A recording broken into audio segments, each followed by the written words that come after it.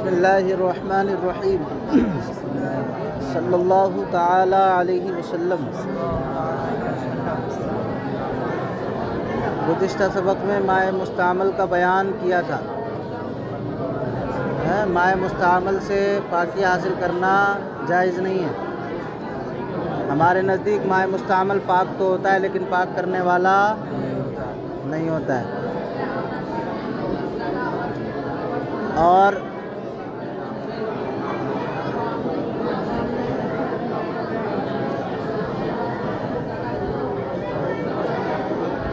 جانور کی جو کھال ہوتی ہے،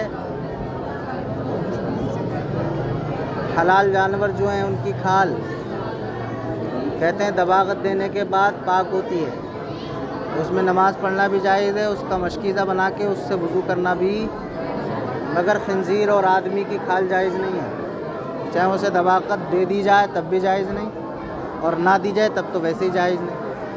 سمجھ گئے؟ امام شافعی نے کتے کو بھی کہا کہ کتے کی کھال بھی ناپاک ہے، نجس ہے، تو اس کا جواب دیا تھا کہ آپ اگر صحیح قول کی طرف جائیں گے تو صحیح قول علماء کا یہی ہے کہ کتے کی کھال ناپاک نہیں ہے۔ سمجھ رہے ہیں؟ اب مسئلہ یہاں چلا تھا کہ مردار کے بال اور اس کی ہڈی پاک ہیں۔ وشعر المیتتی وعظمها طاہر، مردار کے بال اور اس کی ہڈی کیا ہے؟ طاہر، پاک ہے۔ سمجھ رہے ہیں بات کو؟ امام شافعی نے کہا کہ یہ ساری چیزیں ناپاک ہیں، ناخن، بال، ہڈی اور وہ اعضاء جو نہیں کھائے جاتے وہ سب کیا ہیں؟ ناپاک۔ دلیل امام شافعی دلیل دیتے ہیں حرمت علیکم المیتۃ، اللہ تعالیٰ نے مردار تم پر حرام کر دیا گیا۔ جب مردار حرام ہے تو اس کے اعضاء بھی حرام ہیں، بال اور ہڈی بھی تو اس کے اعضاء ہیں نا، یہ بھی دلیل قرآن۔ امام شافعی کی دلیل کا جواب یہ دیا تھا کہ دیکھیں، مردار اسے کہتے ہیں جس کو بغیر ذبح کیا، جس کو ذبح نہ کیا گیا ہو، بغیر ذبح کیے ہوئے مر جائے، اس کی زندگی ختم ہو جائے، ذبح نہ کیا جائے ویسے ہی مر گیا، زندگی ختم ہو گئی، اس کو مردار کہتے ہیں۔ اور بال جانور کے یا ہڈی، اس میں زندگی ہوتی نہیں، کیوں؟ اگر جانور کے بال کاٹ ہی دیے جائیں تو اسے تکلیف نہیں ہوتی، یا کوئی بھی ہڈی لو جانور کی، اگر اسے کاٹو تکلیف اسے، تو پتہ چلا اس میں زندگی نہیں ہے۔ جب زندگی اس میں ہے ہی نہیں تو حرمت علیکم المیتۃ اس پہ صادق بھی نہیں آ رہی، لہٰذا یہ چیزیں پاک ہوں گی اس دلیل کے تحت داخل، کیونکہ بال اور ہڈی یہ مردار ہی نہیں ہے، کیونکہ اس میں زندگی نہیں ہے۔ جب زندگی نہیں ہے، مردار وہ ہوتی ہے جس میں زندگی ہو، اس میں زندگی نہیں ہے، لہٰذا یہ مردار نہیں ہے۔ سمجھ میں آیا بات؟ اب یہاں سے دیکھو، وَإِذَا وَقَعَتْ فِي الْبِئْرِ نَجَاسَةٌ نُزِحَتْ وَكَانَ نُزِحَ مَا فِيهَا مِنَ الْمَاءِ طَهَارَةٌ لَهَا فَإِنْ مَاتَتْ فِيهَا فَارَّةٌ أَوْ عَصْفُورَةٌ أو صعبة أو سودانية أو سامو أبرص نزح منها ما بين 20 دلوا إلى 30 بحسب الكبر دلو وصغرها، کہتے ہیں اور اگر کنویں میں نجاست گر جائے، کنویں میں کیا گر جائے؟ کنویں میں نجاست گر جائے، کہتے ہیں وکان نزحت، تو کنویں کا پانی نکالا جائے گا۔ کیا نکالا جائے گا؟ اگر کنویں میں نجاست گر گئی، نزحہ تو پانی نکالا جائے تمام، یعنی وکانا نزحہ ما فیہا من الماء طہارۃ اللہ، وہ تمام نکالا جائے جو اس میں ہے، یعنی پانی، تمام پانی نکالا جائے گا، طہارۃ اللہ، تو یہ کنویں کی طہارت ہوگا۔ تمام پانی کا نکالنا، تمام پانی نکال دیا جائے تو کنواں پاک ہو جائے گا. تمام پانی نکال دیا جائے تو کنویں کے اندر جو کنکریاں ہیں، کنویں کی دیواریں ہیں اور جن سے پانی نکالا جاتا ہے، رسی اور ڈول، یہ تمام چیزیں خود بخود پاک ہو جاتی ہیں پانی نکالنے سے. ان کو مزید دھونے کی ضرورت، کوئی بھی نجاست گر جائے، نجاست غلیظہ کنویں کے اندر، تو تمام پانی، یہ مسئلہ ہے شریعت، تمام پانی نکالا.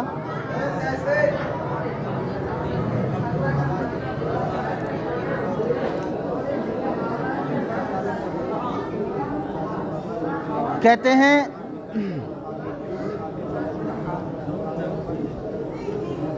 فَإِن مَاتَتْ فِيهَا فَارَّةٌ، اور اگر کنویں میں چوہا مر جائے، او عصفورۃ،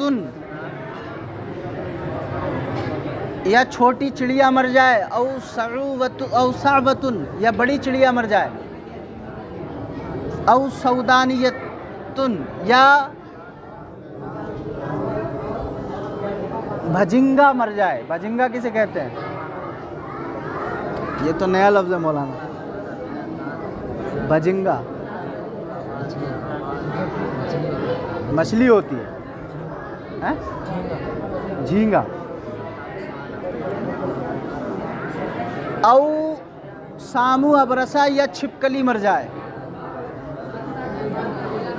کہتے ہیں اگر اس میں چوہا مر جائے، یا چھوٹی بڑی چڑیا مر جائے، یا بھجنگا مر جائے، یا چھپکلی مر جائے، تو کہتے ہیں نزحا منہا ما بین 20 دلون الی 30، تو کہتے ہیں اس سے 20 ڈول پانی نکالا جائے گا، 30 ڈول تک، 20 ڈول سے 30 ڈول تک نکالا جائے گا. اس کی دلیل یہ ہے کہ حضرت انس رضی اللہ تعالیٰ عنہ نے کنویں میں ایک چوہا مر گیا تو آپ نے 20 ڈول نکالنے کو کہا. حضرت انس نے 20 ڈول پانی نکلوایا تو 20 ڈول پانی نکالنا واجب. حضرت ابن عباس نے 30 ڈول پانی نکلوایا چوہے کے مرنے کے بعد. تو 20 ڈول پانی نکالنا واجب ہے اور 30 ڈول پانی نکالنا مستحب ہے. حضرت انس کی روایت یہ واجب کے درجے میں ہوگی، حضرت ابن عباس کی روایت مستحب کے. تو اگر چوہا یا چڑیا وغیرہ یا چھپکلی وغیرہ اس میں مر جائے تو کیا کریں گے؟ 20 ڈول نکالیں گے یا 30 ڈول نکالیں گے. مسئلہ سمجھ میں آیا؟ کہتے ہیں بحسب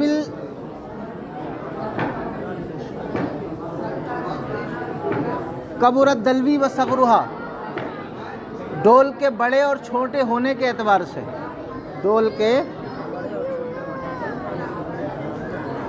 ڈول اگر بڑا ہے تو 20 ڈول نکالا جائے گا، ڈول اگر چھوٹا ہے تو 30 ڈول نکالا جائے گا. سمجھ رہے ہیں؟ ڈول اگر بڑا ہے تو 20 ڈول، اور ڈول اگر چھوٹا ہے تو کب؟ جب چوہا وغیرہ مر جائے پانی میں. وَإِن مَاتَتْ فِيهَا حَمَامَةٌ، اور اگر اس میں کبوتر مر جائے کنویں میں، او دجاجۃ، یا مرغی مر جائے، او سنور، یا بلی مر جائے، نزع منہا ما بین 40 دلون الی 50، تو کہتے ہیں اس سے 40 ڈول پانی نکالا جائے گا کنویں سے، الی 50، 50 ڈول تک، الی 50، 50 ڈول. اگر بڑے ڈول ہیں تو 40 ڈول، اور چھوٹے ڈول ہیں. بات سمجھ میں آ رہی؟ اگر کبوتر یا بلی یا مرغی وغیرہ اس میں مر جائے کنویں میں، اگر بلی وغیرہ مر جائے تو کتنے ڈول پانی نکالا جائے گا؟ 40 یا 50 ڈول. مسئلہ سمجھ میں آ رہا ہے؟ کہتے ہیں وَإِن مَاتَتْ فِيهَا كَلْبٌ أَوْ شَاةٌ أَوْ آدْمِيٌّ، اگر کنویں میں کتا یا بکری یا آدمی مر جائے، نُزِحَ جَمِيعُ مَا فِيهَا مِنَ الْمَاءِ، تو تمام پانی نکالا جائے گا، تمام کنویں کا سارا پانی نکالا جائے گا، تب کنواں پاک ہوگا. سمجھ رہے ہیں؟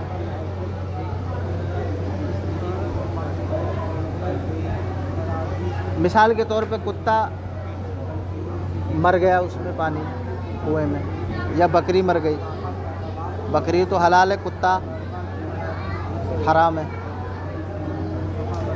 آدمی بھی عظمت و شرافت کی وجہ سے حرام ہے اس کا گوشت کھانا، ٹھیک ہے۔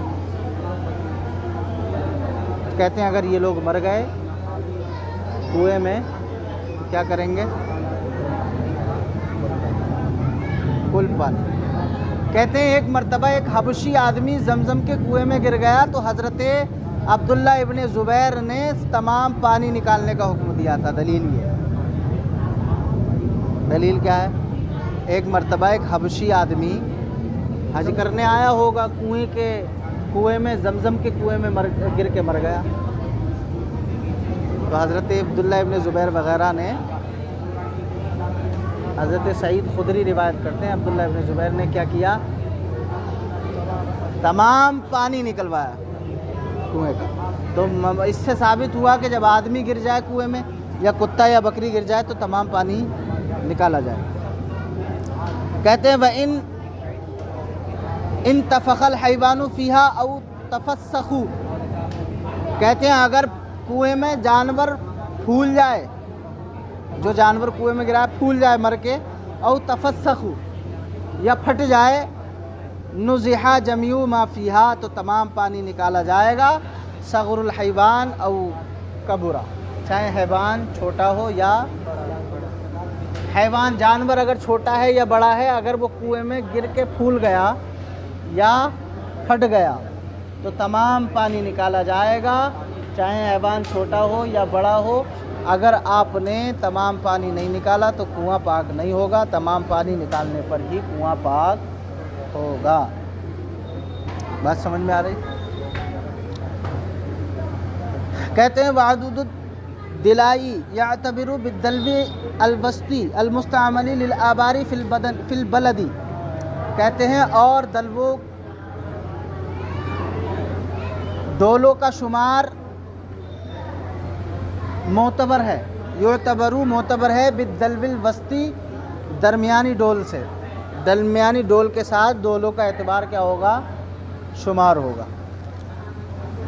درمیانی ڈول سے ڈول کا شمار معتبر ہوتا ہے، یعنی درمیانی ڈول ہوں ٹھیک ہے تو 20 ڈول 30 ڈول نکالا جائے گا، اور بڑے ہوں تو 20 ڈول۔ کب؟ جب اس میں چوہا وغیرہ گر کے کیا ہو جائے؟ مر جائے۔ کہتے ہیں وعدد الدلائی اور ڈولوں کا شمار یعتبرو معتبر ہوتا ہے بالدلو الوسطی درمیانی ڈول سے، المستعمل جو استعمال ہوتا ہے للآباری کنوؤں میں، فی البلدی شہر کے اندر، شہر کے اندر کنوؤں میں جو استعمال ہوتا ہے درمیانی ڈول، وہ ڈول معتبر ہوتا ہے ڈولوں کے شمار میں۔ سمجھ گئے ڈول کون سا معتبر ہے؟ درمیانی، جو شہروں کے اندر استعمال ہوتا ہے۔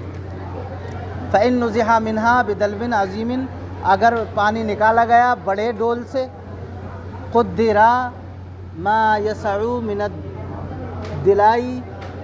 الدِّلَاءِ الْوَسْطِ احْتَسِبَ بِهِ، تو کہہ رہے ہیں اگر پانی نکالا گیا بڑے ڈول سے اور